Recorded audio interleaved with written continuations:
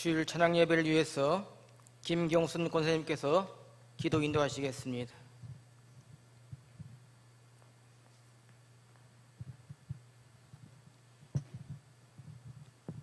기도드리겠습니다.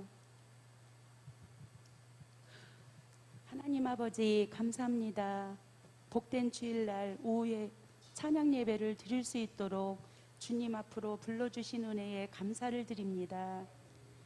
아버지, 인생의 짐이 무거운 순간에도 우리를 항상 등 뒤에서 밀어주셔서 믿음의 길을 포기하지 않도록 도와주셔서 감사를 드립니다. 주의 사랑을 힘입어 예배의 자리에 나왔사오니 이 시간 이 자리에서 우리를 만나 주시옵소서. 우리의 시민권은 오직 하나님 나라에 있음을 기억하고 주께 영광만 영광 돌리는 복된 시간이 되게 도와주시옵소서. 하나님, 말씀대로 살겠다고 늘 다짐하지만 내 마음대로, 내 뜻대로, 내 계획대로 살아갈 때가 많이 있습니다. 아버지, 연약한 우리를 긍휼히 여겨주시고 용서하여 주시옵소서. 하나님 아버지, 많은 사람들이 오늘을 보지 못하고 세상을 떠난 분들이 많이 있습니다. 어젯밤 우리들의 생명을 거두어 가실 수도 있었으련만 이렇게 살려주시고 오늘을 선물로 주셨습니다. 하나님 아버지, 저희들에게 회개할 기회를 주신 건가요? 상급달 기회를 주신 건가요? 하나님 아버지, 지금 이 순간에도 숨을 쉬고 살아가고 있지만 저희들의 몸은 제 것이 아니고 주님 것입니다.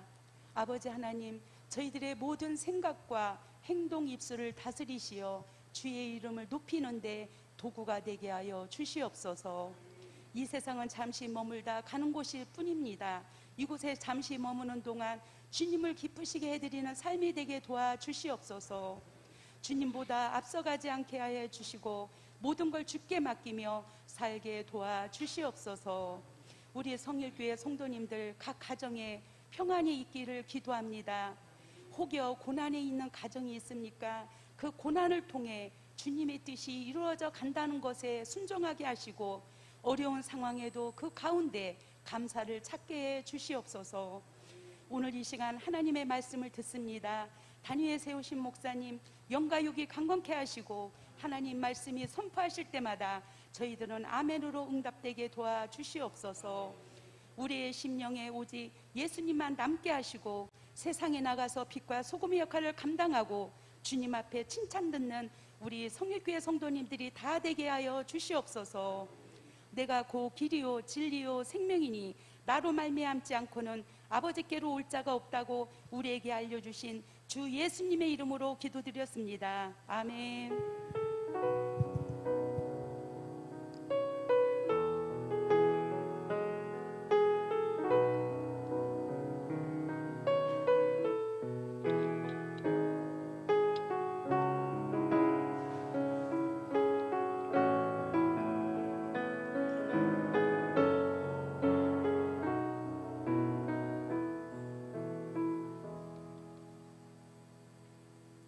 감사합니다. 하나님 말씀 보도록 하겠습니다. 하나님 말씀은 마태복음 13장입니다.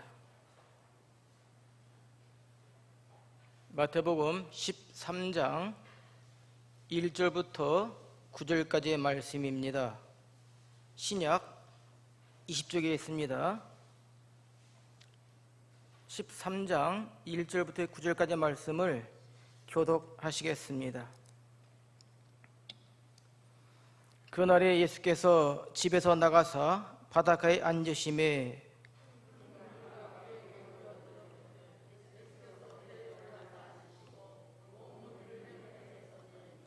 예수께서 비유로 여러 가지를 저에게 말씀하여 가라사대 씨를 뿌리는 자가 뿌리러 나가서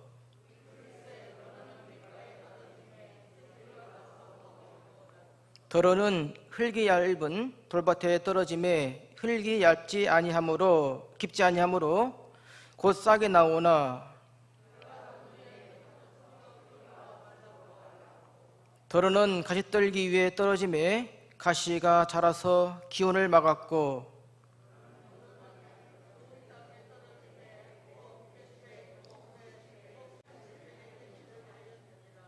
귀 있는 자는 들으라 하시니라. 아멘. 할렐루야. 찬양 예배 나온 여러 성도님, 또 유튜브를 통해서 함께 예배를 드리는 여러 성도님, 주님의 이름으로 사랑합니다. 마태복음 13장은 예수님께서 천국 복음을 7개의 비유를 통해서 설명하신 말씀입니다. 그 가운데 방금 성도님과 제가 읽었던 말씀은 씨 뿌리는 비유로 너무나도 잘 알려진 말씀입니다. 그러므로 말씀 가운데 한 가지 특징이 있는데요, 예수님께서 씨 뿌리는 비유를 말씀하셨을 뿐만 아니라 뒷부분을 보면 이 말씀이 영적으로 어떤 의미인가라고 하는 친히 설명까지 붙이고 있는 비유가 씨 뿌리는 비유입니다. 씨 뿌리는 사람은 누구입니까? 예수님입니다. 오늘날로 본다면 말씀을 전하는 목회자들이 되겠죠. 그리고 씨는 천국 말씀입니다. 그리고 씨가 떨어진 곳은 말씀을 접했는데 그것을 마음에 반응하는 사람들의 심령, 마음 상태입니다. 오늘 말씀 가운데 우리가 한 가지 생각해 볼 것은, 한 가지 씨앗은 동일합니다. 그리고 그 뿌린 사람도 한 사람이고 동시에 뿌렸는데요, 그 씨가 어느 곳에 떨어졌는가에 따라서 그 결실이, 그 결과가 판이하게 다름을 우리가 신경을 쓰면서 우리에게 또한 도전이 되었다는 말씀입니다. 왜 씨를 뿌리는 사람이 옥토에 씨를 뿌리지 않고 길가에, 돌밭에, 가시덤불에 뿌렸을까요? 그 당시 팔레스타인의 농사를 알면 오늘 말씀이 쉽게 이해가 되어지는데요, 우리는 농사를 지을 때 밭을 예로 들어보겠습니다. 먼저 밭이 있으면 쟁기를 가지고 밭을 갑니다. 그리고 고랑과 이랑을 만들지요. 그리고 그 윗부분에다가 씨를 뿌리기 때문에 씨가 다른 곳에 떨어질 확률은 매우 희박합니다. 그런데 팔레스타인의 농사 방법은 밭에다 먼저 씨를 뿌립니다. 그리고 그 이후에 쟁기를 통해서 밭을 갈기 때문에 그 씨가 어디에 뿌리는가, 옥토뿐만 아니라 다른 곳에 뿌릴 확률이 훨씬 많다는 것입니다. 왜 그럴까요?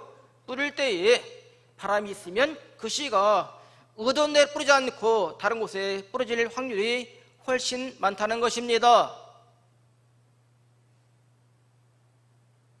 길가, 돌밭, 가시덤불, 옥토가 영적으로 어떤 의미가 있는가 살피면서 우리에게 은혜요 또한 도전이 되기를 바란 마음으로 말씀을 증거하겠습니다. 첫 번째는 길가에 떨어진 씨입니다. 4절 말씀을 보면 함께 읽어보실까요? 뿌릴새 더러는 길가에 떨어짐에 새들이 와서 먹어버렸고, 이렇게 말씀되어 있죠. 길가는 밭의 가장자리입니다. 본래는 밭이었습니다만 지금은 밭에 구실을 하지 못하고 있는 곳이 길가입니다. 왜 그럴까요? 이 길가는 많은 사람들이 밟고 지나갔습니다. 그래서 굳었습니다. 단단해져 있습니다. 이곳에 씨를 뿌린들 발화가 되겠습니까? 발화가 될 수 없기 때문에 자랄 수 없는데 이때에 새가 그 씨앗을 먹이로 먹는다는 것입니다. 길가에 떨어진 씨를 예수님은 이렇게 설명을 하셨어요. 13장 19절 말씀입니다. 아무나 천국 말씀을 듣고 깨닫지 못할 때는 악한 자가 와서 그 마음에 뿌리온 것을 빼앗나니 이는 곧 길가에 뿌리온 자요 라고 예수님은 설명을 덧붙입니다. 성도님들, 주변 사람들에게 더러 복음 전하시죠. 전도하시죠. 여러분, 예수 믿으세요 라고 복음을 전하면, 증거하면 그 사람이 기다렸다는 듯이 참 감사합니다, 아멘하고 예수를 믿던가요? 제가 일주일에 많으면 4번, 3번, 그리고 한두 번은 꼭 학생들에게 밤에 라면을 끓여줍니다. 학교에서요. 그리고 그 학생들에게 예수를 믿으라고 복음을 전합니다. 그리고 장래 꿈이 뭐냐고 물어보면서 그 학생들을 위해서 제가 기도를 해줍니다. 그런데요, 제가 선생님 해가지고 애들한테 복음을 전하는데 그 가운데 많은 학생들은 고개를 끄덕입니다. 그런데 어떤 녀석들은요, 저는 예수 안 믿어요, 이렇게 선생님한테 말하는 사람이 있어요. 학생이 있어요. 보통이면 선생님이 말씀하면 학생들은 고분고분 말을 듣게 되어 있어요. 그런데도 예수를 안 믿더라고 그렇게 똑부러지게 말하는 사람이 있다는 것입니다. 이런 사람들의 마음은 공자께서 그의 마음밭을 밟고 지나갔습니다. 때로는 편견과 아집에 사로잡혀 있습니다. 때로는 본인은 예수를 믿고 싶어도 부모님이 종교가 다르기 때문에 예수 믿는 것을 주저주저하는 사람도 있습니다. 나름대로 가치관 때문에 예수 그리스도를 믿지 않고 복음을 받아들이지 않는 사람도 있습니다. 제가 며칠 전에 TV를 봤는데요, 그 TV 프로 내용이 현장르보 특종세상이라는 그런 프로였어요. 그 내용인즉슨 78세 된 할아버지가 자기 부모님이 돌아가신 그 묘지 주변에다가 직접 짓고 25년 동안 심요살이를 하는 내용입니다. 심요살이. 이분의 하루 일과는 아침에 일어나면 부모님의 사진 있는 곳에 가가지고 절을 2번 합니다. 그리고 밤새 잘 주무셨냐고, 밤새 다른 일 없냐라고 부모님이 살아계신 것처럼 이야기를 하면서 이런 이야기 저런 이야기 하면서 하루 일과가 시작되어져요. 그리고 하루에 그 왕복 시간이 2시간 걸리는데요, 그곳에 가가지고 물을 떠옵니다. 그리고 그 물을 정원수에 가지고 부모님 그 산수에다가 바쳐요. 부모님 묘소가 비석으로 있는데요, 그리고 매번 그 비석을 씁니다. 그리고 부모님이 평상시에 좋아했던 꽃을 가꿉니다. 나무를 가꿉니다. 그리고 하루의 일과의 마지막은 부모님 묘소가 있는 곳을 향해서 2번 절을 하고 불을 끄고 취침에 들어갑니다. 이런 사람들에게 예수 믿으세요, 예수 믿고 구원받읍시다 라고 하면 그 사람이 고맙습니다 이렇게 받아들일까요? 이런 사람들은 나름대로 가치관이 있기 때문에 우리가 복음을 전해도 그 복음이 그 사람 마음에 파고들 확률이 매우 희박합니다. 복음이 들어갈 장소 없다는 얘기입니다. 이러한 사람들의 마음이 길가에 뿌리운 씨입니다.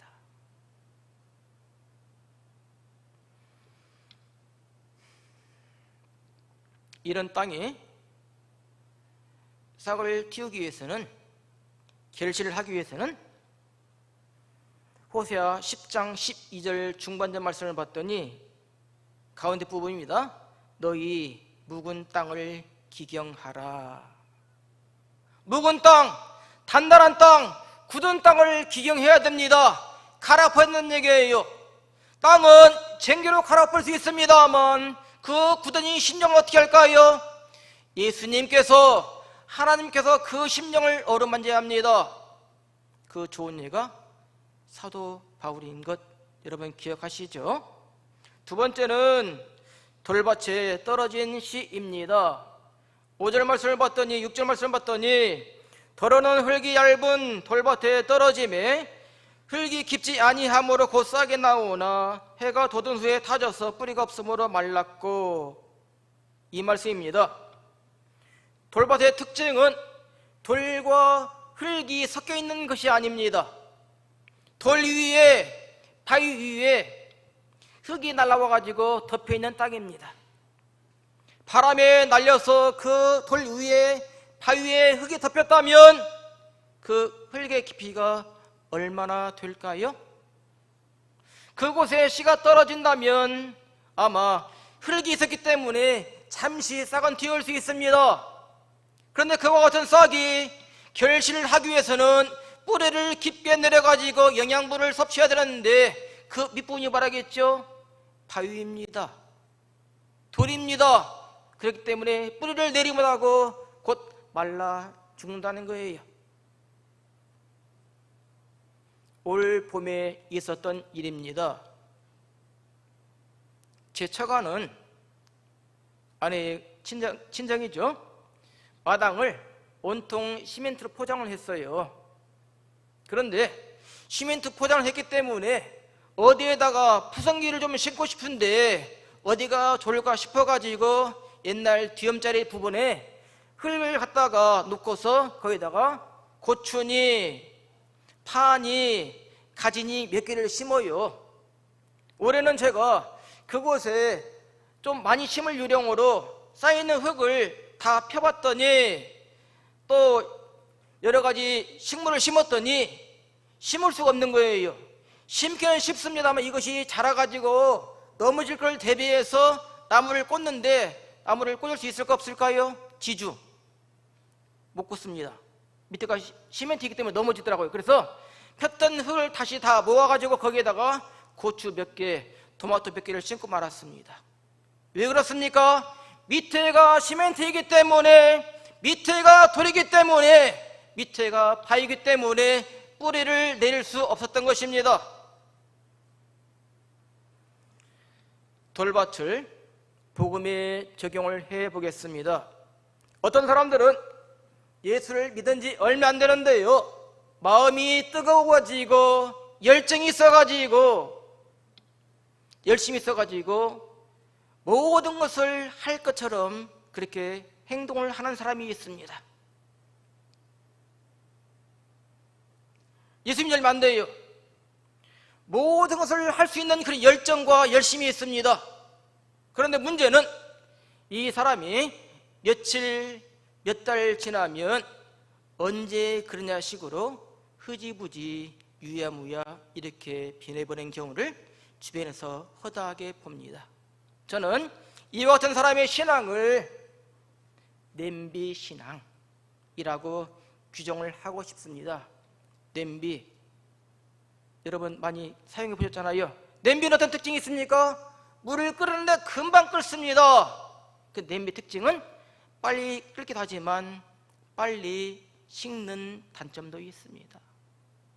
사랑하는 성도님, 우리가 신앙생활할 때에 냄비처럼 빨리 끓었다가 빨리 식는 것보다는 시간이 더디 걸리지만 한번 데펴지면 오랫동안 지속되어지고 변함이 없는 뚝배기와 같은 그런 신앙생활이 되어지기를 간절히 바랍니다. 저는 그렇게 하고 싶어요.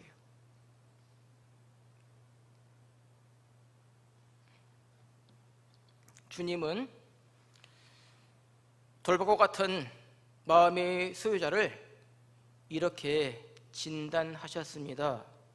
마태복음 13장 20절과 21절 말씀인데요, 돌밭에 뿌렸다는 것은 말씀을 듣고 즉시 기쁨으로 받되 그 속에 뿌리가 없어 잠시 견디다가 말씀을 인하여 환난이나 핍박이 일어나는 때에는 곧 넘어지는 자요 라고 진단을 하셨습니다. 돌밭과 같은 마음, 돌짝밭과 같은 믿음의 문제는 환난과 핍박이 원인이었습니다. 사랑하는 성도 여러분, 나의 믿음은 돌밭과 같지 않다라고 주장하지 마시기 바랍니다. 더더욱 나의 믿음은 돌짝과 같지 않다라고 자랑하지 마시기 바랍니다.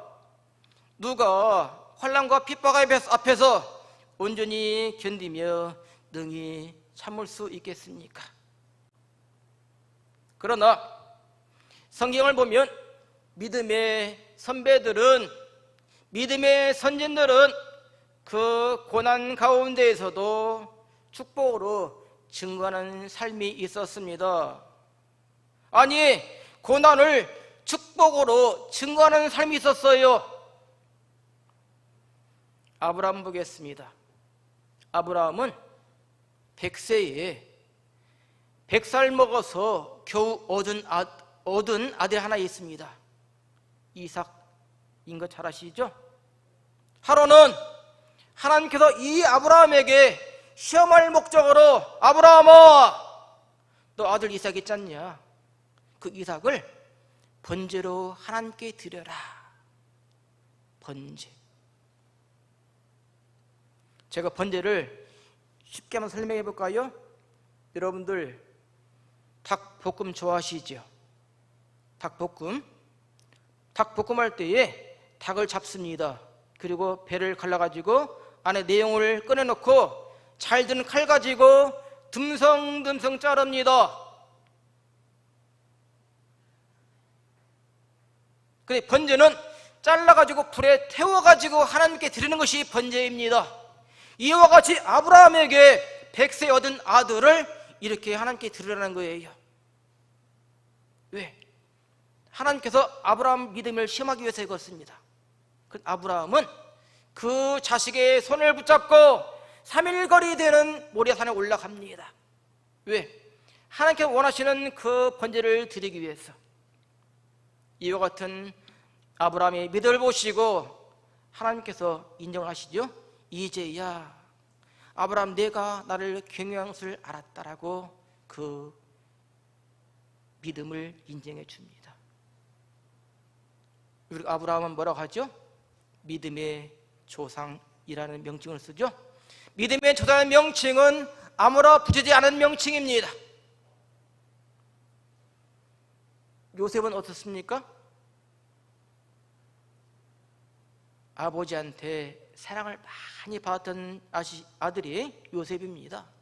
아버지에게 사랑을 받으면 받을수록 형제들에게는 시기와 질투가 더욱더 증가했는데요, 그 형제들이 뜻을 모아가지고 이 사랑하는 동생 야곱을 팔아버립니다. 요셉을 팔아버립니다. 아무런 잘못이었는데 이 애굽의 종으로 팔려가요. 본인은 아무런 잘못이었는데 또 보디발 장군의 부인이 그를 유혹합니다. 결국 감옥까지 끌려가죠. 그와 같은 고통을 통하여, 그와 같은 역경을 통하여 이 요셉은 애굽의 국무총리가 된 그런 축복을 누리는 사람입니다. 모세는 어떠합니까? 미디안 광야에서 40년간 연단을 거친 이후에 하나님께서 그 요셉을 불러가지고 이스라엘 백성들의 인도자로, 민족의 지자로 세우는 위치까지 올라갑니다. 여러분 잘 알고 있는 다윗 알죠? 다윗도 사망의 음침한 골짜기를 벗어난 이후에 이스라엘의 왕이 되었습니다. 이 모든 사람들은 고난을 통하여 그것이 하나님의 축복으로 증거하는 그런 사람들입니다. 사랑하는 여러분, 우리 앞에도 예수를 잘 믿으려고 하면, 잘 믿을수록 우리 앞에 환난과 핍박이 닥칠 때가 있을 것입니다. 이때 분명히 기억할 것은 우리도 믿음의 선진들처럼 믿음으로 반응하시기 바랍니다. 내 믿음이 돌밭과 같지 않다는 것을, 내 믿음이 돌짝밭과 같지 않다는 것을 믿음으로 증명하세요. 힘들고 어렵습니다. 그때 하나님은 우리에게 너끈 이길 수 있는 힘 주실 것을 믿으시고 믿음으로 등이 극복하실 수 있기를 주님의 이름으로 축복합니다. 로마서 5장 3절과 4절은 이런 말씀이 있어요. 다만 이뿐 아니라 우리가 환난 중에도 즐거워하나니 이는 환난은 인내를, 인내는 연단을, 연단은 소망을 이루는 줄 알미로다. 이와 같은 말씀이 사랑하는 성도님의 고백이 되기를 주님의 이름으로 축복합니다. 세 번째는 가시떨기에 떨어진 씨입니다. 7절 말씀을 봤더니 더러는 가시떨기에 떨어짐에 가시가 자라서 기운을 막았고 라는 말씀입니다. 가시떨기밭은 밭에 가시나무가 무더기로 자란 그런 곳입니다. 가시떨기밭은 가시가 자랄 수 있는 정도의 좋은 땅입니다. 그런데 이 가시떨기에 있는 씨앗은 결실을, 열매를 맺지 못해요. 오늘 읽었던 말씀 가운데 7절 말씀 우리가 눈여겨볼 말씀이 있어요. 어떤 말씀입니까? 가시가 자라서 그 밭에 식물을 심었는데 씨를 뿌렸는데 씨가 자라면서 역시 가시도 자라가지고 그 식물의 기운을 막습니다. 그 식물을 찌릅니다. 그 식물이 결실하는 데 방해를 가져온다는 것입니다. 그렇기 때문에 가시떨기에 있는 씨앗은 결실을 할 수가 없습니다. 가시떨기는 무엇을 의미할까요? 13장 22절 말씀을 봤더니 가시떨기에 뿌렸다는 것은 말씀을 들으나 세상의 염려와 재리 유혹에 말씀이 막혀 결실치 못하는 자요. 세상의 염려나 재리 유혹으로부터 자유로운 사람 있을까요? 재리, 재물입니다. 근심과 재물로부터 자유로운 사람 저는 없다라고 생각합니다. 염려의 말에 처음 만들어진 것을 보면 메림나인데요. 메림자는 뭐냐? 마음이 나뉘다, 마음이 분열되어 있다, 이와 같은 뜻입니다. 마음과 생각이 하나로 집중되지 못하고 분리되어지고 흩어진 상태가 염려입니다. 염려는 하나님을 바라보는 눈을 가려버립니다. 그렇기 때문에 점점 영성이 사라지게 되어 있습니다. 또 하나의 가시는 재리인데요, 재리는 곧 돈입니다. 물질입니다. 재물입니다. 이와 같은 유혹이 가시가 있습니다. 지금을 이렇게 표현을 합니다. 황금 만능주의, 물질 만능주의라는 표현을 써요. 이 세상에서 돈이면 못할 일 없다는 것입니다. 돈이 최고라는 것입니다.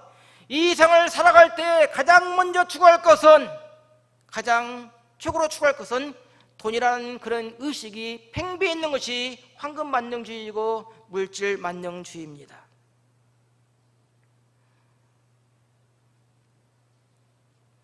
재래 유혹에는 예수님의 12제자 가운데에 스승을 돈 받고 팔아버린 그런 제자가 있어요. 가룟 유다입니다. 오순절에 성령 충만해가지고 초대교회에 자기의 재산을 팔아가지고 하나님 일에, 예수님 일에 쓰기를 바랬던 아나니아와 삽비라가 자기의 재산 가지고 부부가 한날에 죽어버렸어요.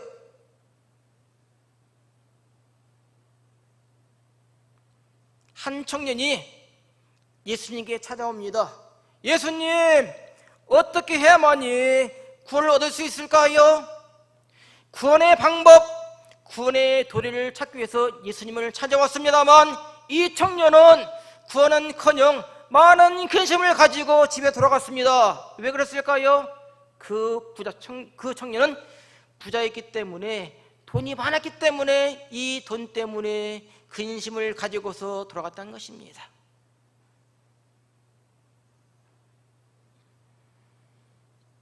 사랑하는 성도님, 근심의 가시, 염려의 가시, 또 재물의 가시를 조심하시기 바랍니다. 이러한 가시들이 우리들을 찌르지 못하도록 주의하시기 바랍니다. 이와 같은 가시가 내 주변에 있다면 주님 말씀으로 하나씩 제거해야 되겠습니다. 그리스도인들이 세상의 염려와 재물에 집착한 나머지 우리들의 마음이 하나님께 집중되지 못하고 포커스를 맞추지 못한다면 겉모습은 예수 믿는 것 같습니다만 우리의 내면은 성숙이 없습니다. 우리가 예수 그리스도를 풍기는 향이 없습니다. 그래서 겉모습은 그럴듯하게 보입니다만 내면은 썩어 있다는 것입니다. 디모데전서 6장 10절 말씀은 이렇게 말씀하세요. 함께 읽어보시죠. 돈을 사랑함이 일만하게 뿌리가 되나니 이것을 사모하는 자들이 미혹을 받아 믿음에서 떠나 많은 근심으로써 자기를 찔렀도다. 마지막 네 번째입니다. 좋은 땅 옥토에 떨어진 씨입니다. 8절 말씀을 보면 더러는 좋은 땅에 떨어짐에 혹 100배, 혹 60배, 혹 30배의 결실을 하였느니라.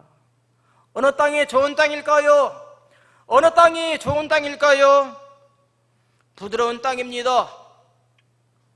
비옥한 땅입니다. 불순물이 섞이지 않는 땅입니다. 그러나 결정적으로 좋은 땅은 결실하는 땅입니다. 결실하는 땅. 왜 그렇습니까? 13장 23절 말씀을 보면 좋은 땅에 뿌렸다는 것은 말씀을 듣고 깨닫는 자니 결실하여 혹 100배, 혹 60배, 혹 30배가 되느니라. 이와 같이 좋은 땅은 결실하는 땅입니다. 결실하는 땅이기 때문에 30배도 60배도 100배의 결실을 맺을 수 있다는 것입니다. 그러면 좋은 땅이 의미하는 사람은 무엇일까요? 말씀을 듣습니다. 그리고 그 말씀 가운데 깨달음이 있습니다. 그리고 그 깨달은 말씀을 내 삶을 통해서 열매를 맺는 것입니다. 좋은 땅과 나쁜 땅의 차이는 열매로 결실로 증명이 되어집니다. 열매를 맺느냐 맺지 못하느냐에 따라서 좋은 땅과 나쁜 땅이 결정이 되어집니다.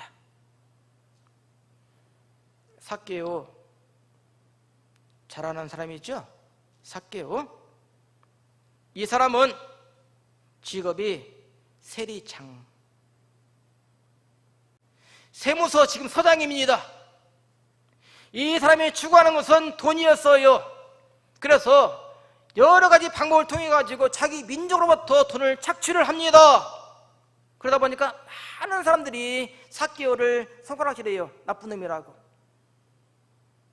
이 사람의 전의 삶은 물질 중심적인 삶이었습니다. 그런데 이 삭개오가 예수님과 만났어.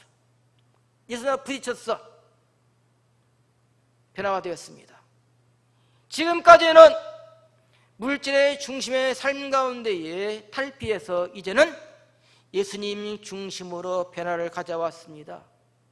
그 많이 모았던 물질을 아낌없이 나누어 줍니다. 이와 같은 삭개의 모습이 변화된 삶이요, 결실된 삶이요, 자기의 삶을 통해서 증거하는 삶이 되었습니다. 말씀의 결론입니다. 지금까지 씨가 떨어진 장소가 길가, 돌밭, 가시떨기 그리고 좋은 땅이 영적인 의미를 살펴보았습니다. 씨앗은 동일하되 씨를 맺지 못한 곳은 왜 열매를 맺지 못하는가, 그 원인도 찾아보았습니다. 좋은 밭과 그렇지 못한 밭의 차이점은 결실로 또 열매로 결정되어지는 것도 살펴보았습니다. 사랑하는 성일교회 성도님, 성도님의 삶 가운데에 천국 말씀에 잘 반응을 하시기 바랍니다. 그 말씀에 깨달은 바 있기를 바랍니다. 그리고 30배, 60배, 100배의 풍성한 열매를 맺는 주인공 되시기를 예수님 이름으로 간절히 축복합니다. 찬송하겠습니다. 찬송 257장입니다.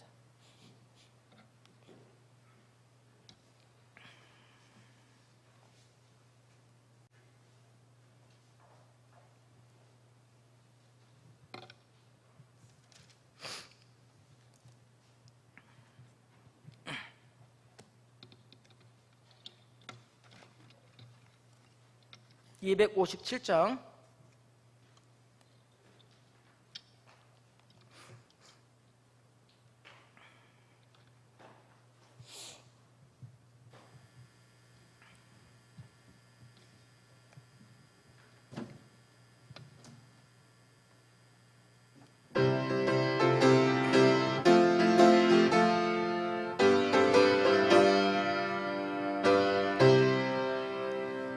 듣는 사람마다 복음 전하여 복스러운 소식 들어주세.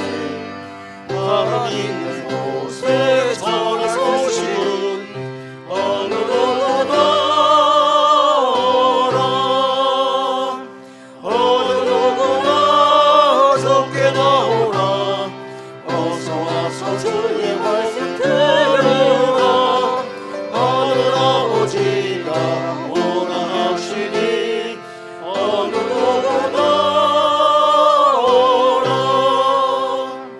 오는 사람들은 지체 말고서 문 열었을 때에 들어오시오.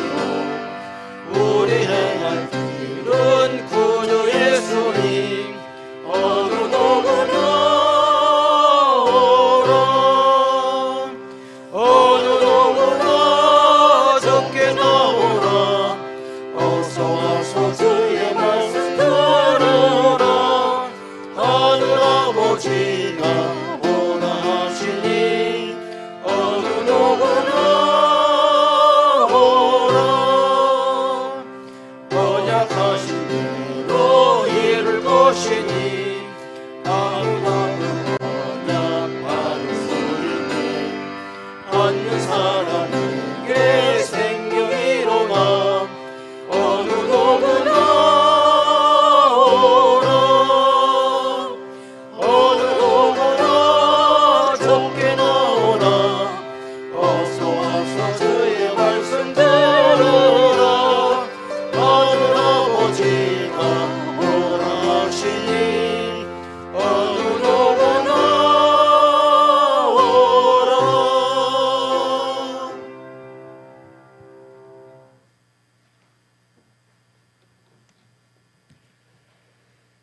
이제는 교회의 머리가 되시며 길과 진리와 생명 되시는 예수 그리스도의 은혜와 하나님 아버지의 크신 사랑하심과 성령님의 교통, 위로, 인도, 충만하심이 10월 두 번째 주일 찬양 예배에 하나님의 말씀으로 은혜 받고 주의 뜻대로 살아 영광 돌리며 30배, 60배, 100배 결실하기를 원하는 사랑하는 모든 성도님들 머리머리 위에 저들의 가정과 자녀들 속에 영원토록 함께 있을지어다. 아멘.